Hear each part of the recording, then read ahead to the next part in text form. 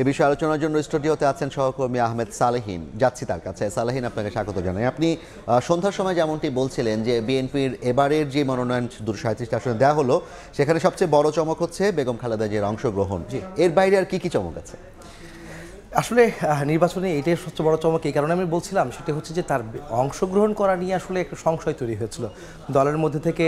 শীর্ষ নেতারা বলছিলেন যে তিনি আগামী নির্বাচনে তিনি অংশ নিতে পারবেন কিনা বেগম জিয়া, সেটি তার স্বাস্থ্য, শারীরিক অবস্থা সেসবের নির্ভর করছিল। এবং তিনি যদি মনে করেন যে তিনি নির্বাচনে অংশ নেবেন, তাহলে নিতে পারেন যদি শারীরিক অবস্থা তখন সেই কন্ডিশনে থাকে আর কি। সেই জন্যই বলছি যে বড় চমক।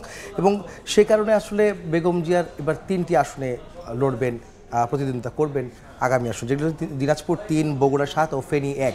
একই সঙ্গে আরেকটি চমক হচ্ছে বিএনপির ভারপ্রাপ্ত চেয়ারম্যান অর্থাৎ বেগম জিয়ার বড় ছেলে তারেক রহমান, তিনি কিন্তু এবার প্রথমবারের মতো মনোনয়ন পেলেন এবং নির্বাচনে অংশ নিতে যাচ্ছেন, সেই বিষয়টি কিন্তু রয়েছে।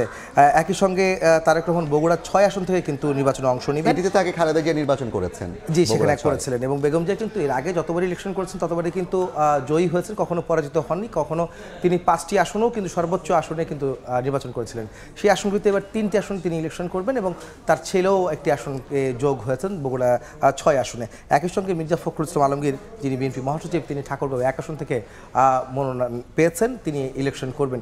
আপনারা একটি বিষয় বলে রাখতে চাই, আসলে আপনারা কিন্তু নিউজগুলি দেখছিলাম যে যেমন উচ্ছ্বাস রয়েছে প্রতিটি 237টি আসনে যখন মনোনয়ন দেওয়া হয়েছে, সব আসনগুলিতে তাদের সমর্থকরা কিন্তু উল্লাসে ফেটে পড়েন এবং প্রার্থীরাও কিন্তু তারা তাদের উচ্ছ্বাস প্রকাশ করেছেন। কিন্তু একই সঙ্গে যারা মূলত নমিনেশন বঞ্চিত হয়েছেন বা পাননি কোনো কারণে দলীয় সিদ্ধান্ত অনুযায়ী, এরকম কারা আছেন আগের বছর কিংবা সেখানেও বেশ কিছু রয়েছে। সেগুলি যদি আমরা বলতে চাই, যে যেমন আমরা হেভিওয়েট এবং আলোচিত যেসব নেতা মনোনয়ন পায়নি, কয়েকটি নামে বলতে চাই।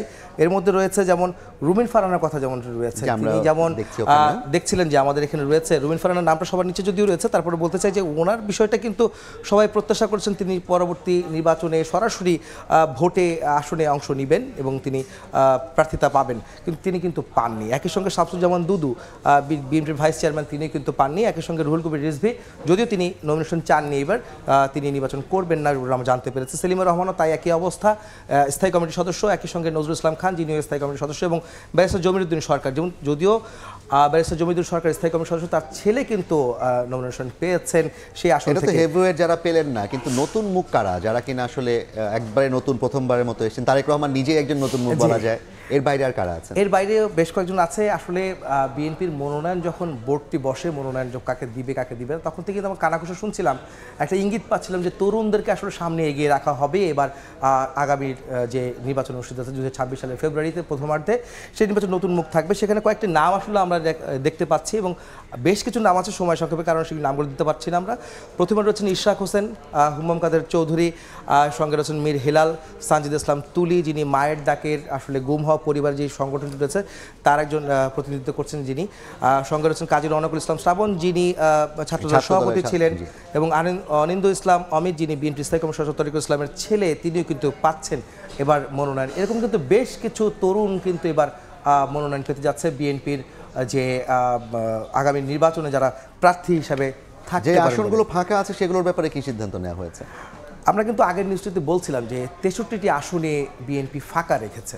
অর্থাৎ ফাঁকা রাখার কারণ কিন্তু তারা উল্লেখ করেছেন প্রেস কনফারেন্সে মির্জা ফখরুল ইসলামকে। তিনি বলেছেন যে যারা সরকার বিরোধী আন্দোলন অর্থাৎ স্বৈরাচার বিরোধী আন্দোলনে বিএনপির সঙ্গে যুগপৎ আন্দোলনে শরিক ছিলেন, সেই সব দলগুলোর আসন ছাড় দেওয়ার জন্য এবং তাদের সাথে আলোচনা করার জন্য মূলত কিন্তু তার 63টি আসনে ফাঁকা রাখা হয়েছে, তাদেরকে সেখানে শরিক হিসেবে যুক্ত করা হবে। একই সঙ্গে তাদেরকে দেওয়ার সম্ভাবনা আছে, তাদের সম্ভাবনা রয়েছে। এবং একই সঙ্গে বলতে চাই এই বিষয়টায়, সেটি হচ্ছে যে শুধু যুগপথের শরিকরাই কিন্তু না, যারা নতুন দল হিসেবে প্রতিষ্ঠিত হচ্ছে এবং যারা যুগপথে ছিলেন না, তারাও তো গণতন্ত্রের পক্ষের শক্তি হিসেবে পরিচিত।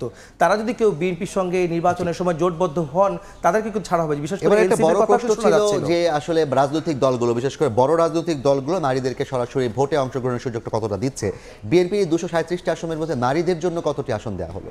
এটা কিন্তু একটা বড় বিষয় যে বিএনপি তারা যে এই ধরনের একটা ইঙ্গিত দিয়েছিল যে নারীদেরকে তারা সরাসরি ভোটের মাধ্যমে আনবে, সংরক্ষিত আসন ছাড়াও তারা 300 আসনের মধ্যে তাদেরকে রাখবে। এইরকম করে বেগম খালেদা জিয়া সহ 9 জন নারী প্রার্থীকে তারা কিন্তু এবার এই আগামীর নির্বাচনে প্রার্থী হিসেবে নাম ঘোষণা করেছেন।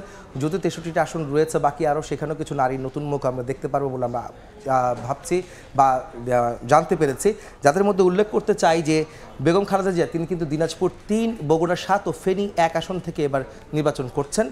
এরপরে রয়েছেন ফারজানা শারমিন, যিনি নাটোর 1 থেকে তিনি এবার নির্বাচন করবেন। সাবিরা সুলতানা যশোর 2, ইশরাত সুলতানা ইলেন ভুট্টো ঝালকাঠি 2, সানসিলা জেবরিন শেরপুর 1, আফরোজা খান রিতা মানিকগঞ্জ 3, সানজিদ ইসলাম তুলি যার কথা এর আগেও আমরা বলছিলাম ঢাকা 14, শামা ওবায়দ ইসলাম ফরিদপুর 2 এবং তাহসিনা রুশদির সিলেট। এই ইলিয়াস আলীর 9জনকে যিনি কিন্তু স্ত্রী ছিলেন মূলত এবং- আসলে নারী প্রার্থী হিসাবে এবার তালিকায় রাখা হয়েছে বিএনপির সামনের নির্বাচনে। অনেক ধন্যবাদ সালেহিন, আপনার মাধ্যমে আমরা বেশ কিছু তথ্য জানতে পারলাম এবং বিএনপি নমিনেশনের যে আদ্যপান্ত সে বিষয়ে মোটামুটি একটা ধারণা পেলাম। আমাদের সঙ্গে যুক্ত ছিলেন সহকর্মী আহমেদ সালেহিন, জানাচ্ছিলেন বিএনপির আজকের যে 237 আসনে মনোনয়ন দেওয়া হয়েছে সে বিষয়ে বিস্তারিত।